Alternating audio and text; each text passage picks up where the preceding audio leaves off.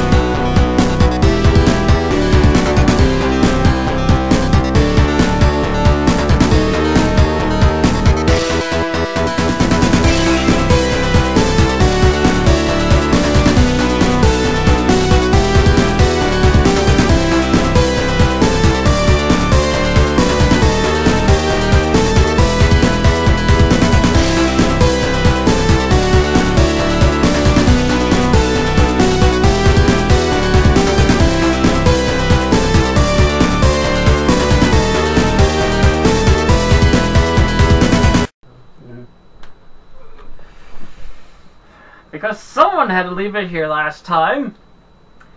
Game Boy number 2. Being Linkara this time. I'm Mad Matt. And I'm Mike. And because it hit Mike here, we're going to have to review this.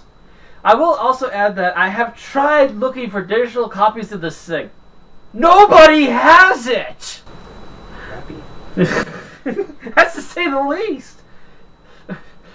Frack, it's the same issue I had with freaking Psycho 4. I mean, good God, there's no way of finding this thing. And people won't charge you $25 to buy this off of them. Yeah. Screw them! And I only paid, It wasn't even $2 when you got this thing. Jesus. Oh, God. So, in honor of not being able to find it on the internet, we're going to have to show you it by hand. So, let's start off with our cover. This is actually a scene that does kind of happen in the book, but it looks really confusing. You can't tell what's actually going on here. Is that a reflection of Mario on the visor? Is he actually inside the helmet? What the heck's going on? Although I guess if you look really closely, you can see wrinkles on the gloves here, showing off that there is not an entire human being inside that suit. However, moving on. For some reason, there's a advertisement for the Puss in Boots game from Nintendo. I believe that's actually the toy mascot these days. And over here, we finally get some plot. It turns out that the boys from last time are not in this comic book whatsoever, and apparently it moves on from different kids to different kids. The only thing that seems to be the same so far is Mario and the douchebag. In here we get a quick explanation that the girl with the glasses here is actually going to be going off to some sort of space shuttle thing, but apparently, even though she wants to go to see it, she's actually going to her grandmother's. And that for some reason the stewardess is supposed to be watching over her. Yeah, that's real great child rearing there. Pawn off your duties to other people. Just nice. So after a few more smatterings of dialogue, we get the fact that we go back in time now to a flashback for a while, and we see our douchebag, Herman, who is still a stealing, gitless douchebag who's now becoming more and more unshaven as time goes on. As he's talking to someone on the phone, he decides to grab his Game Boy that he stole, runs outside to the kids that were out there, and hands them off the Game Boy for no apparent good reason. Probably to try and keep Tatanga away from him. Yeah, most likely it's stolen property. That's nice. Pawn off the stolen property on children, you douche. Herman goes for a little bit of a walk. He heads down the block and he sees Simon's Electronics! Game Boy! Now, here's the thing. There's a Game Boy sign here with 3 Game Boys. Here's the 3 Game Boys again, but there's no sign that says Game Boy. Where the hell did this sign come from? And it's not in the next frame where you see the 2 Game Boys left behind either. What the hell, comic? What the hell? Not to mention, apparently he got head sparkles that keep coming after him and also make his eyes completely white. Tatanga has the power to turn Herman into a zombie. A Game Boy stealing zombie. Oh wait, no, it's Youngbloods. There's a few people with all white eyes around here too. And the cops just have their sticks. Yeah, for some reason the police are just wielding sticks and they don't have any actual weapons of which to mention. And then he gets to punch them. he renders them completely useless with one punch and walks away like nothing happened. And once again, it's the summons Tatanga and his monsters. They quickly demand that he takes them somewhere that they can conquer and forces him to get into a truck. He starts up the truck, but however, you see caskets falling out of the back of this truck. Isn't that wonderful? Actually, if you read the fine print on these things really close, I mean really, really freaking close, you'll actually see that they say ironing boards on there. Worst boxes I've ever seen for iron boards in my life.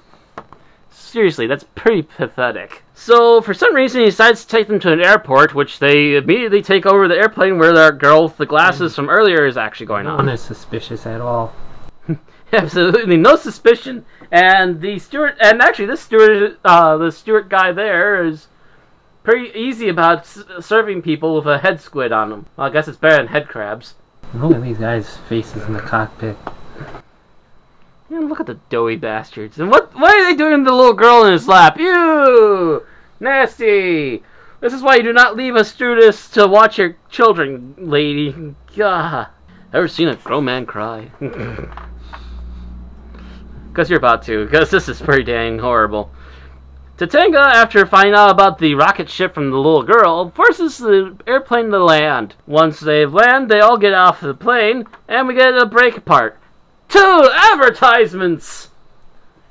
By the way, it should be noted that the Nintendo Comic System is actually Valiant's way of saying that there's actually an entire collection of the Nintendo universe all of itself. It's not part of the regular Valiant continuity, but it will be. But they all kind of somewhat tie into each other in their own Nintendo-verse continuity. That's why there's that thing at the bottom of everything, although it's still pretty stupid to call it a system. I'd rather read the Zelda one than this thing. True that, it looks to be kind of based after the actual cartoon series, which will be shown at GeekCon! Oh, and check out the lovely Game Boy games here. Volleyball! Ooh, thrill as you watch some really bad still art of women in bikinis. Boxing! I'd rather be playing Mike Tyson's Punch-Out, thank you. And Ghostbusters 2. No, seriously, folks, you guys see this to believe this. Best Game Boy graphics ever. Showing you footage of this game now.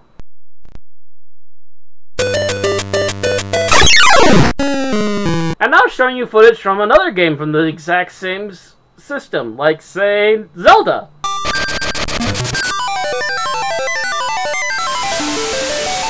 Oh yes, it's the best graphics ever. You retarded advertising shit.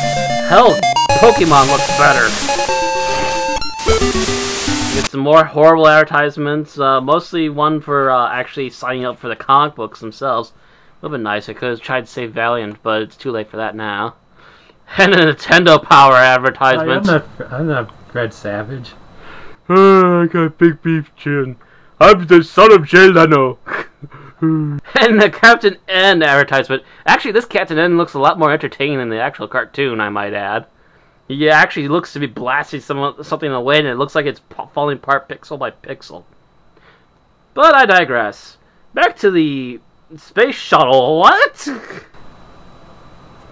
No security whatsoever. None whatsoever. You said it, mouthful right there. So Tatanga has forced all the humans that were in the plane to take him onto the spaceship and to launch into space for no good reason. The girl, meanwhile, is playing her Game Boy and realizes the only way to save herself from Tatanga is to try and summon Mario in the same way. She actually calls home and asks for help from her sister, to which she finally gets to the right level and... wow, that's very unamazing. Seriously, it's much flashier and better looking when they did it in the first issue. What the hell happened? Did they run out of budget just for the frickin' still art? Mario starts to do battle, but is quickly captured. He is then forced inside of a spacesuit, to which we get our cover right here. Hat's like gone in the one frame.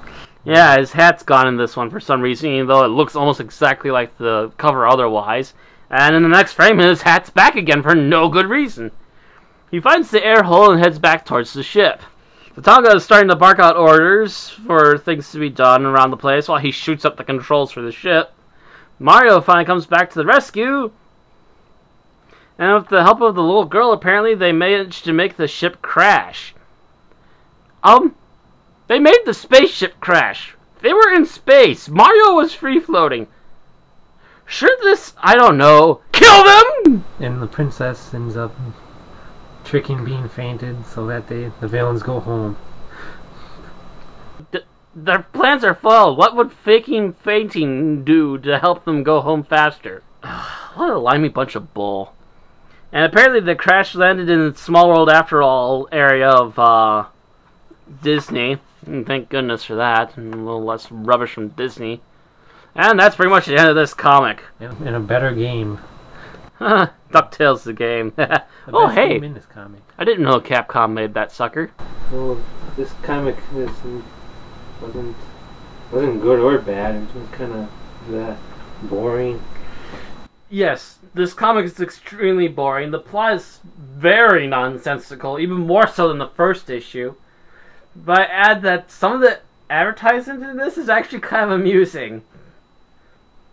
Just for the fact that they're trying to sell you rubbish games, and then also at the same time trying to sell you better comic books from the same series. It's kind of ridiculous.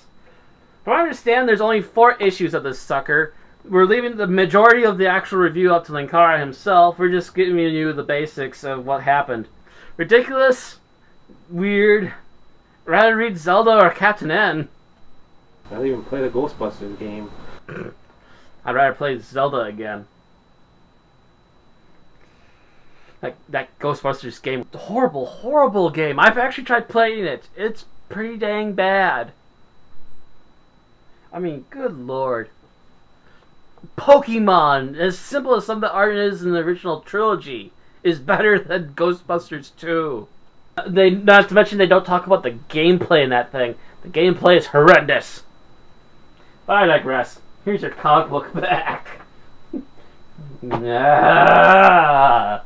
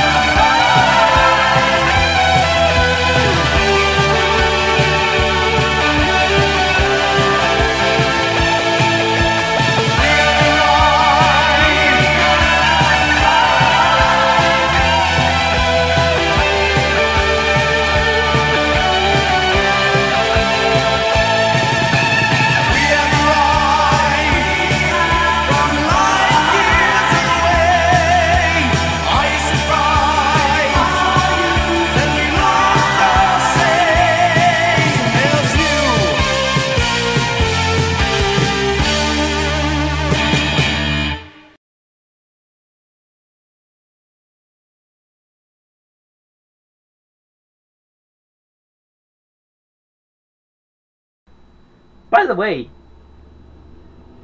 you were writing on the back of this thing when you were little, too. That game looked dumb, too. Bigfoot. Big stinky foot. Wow. You were a imaginative child, weren't you? Making fun of his old etchings. Anyway. Yeah. Talk in the middle of the video, why don't you?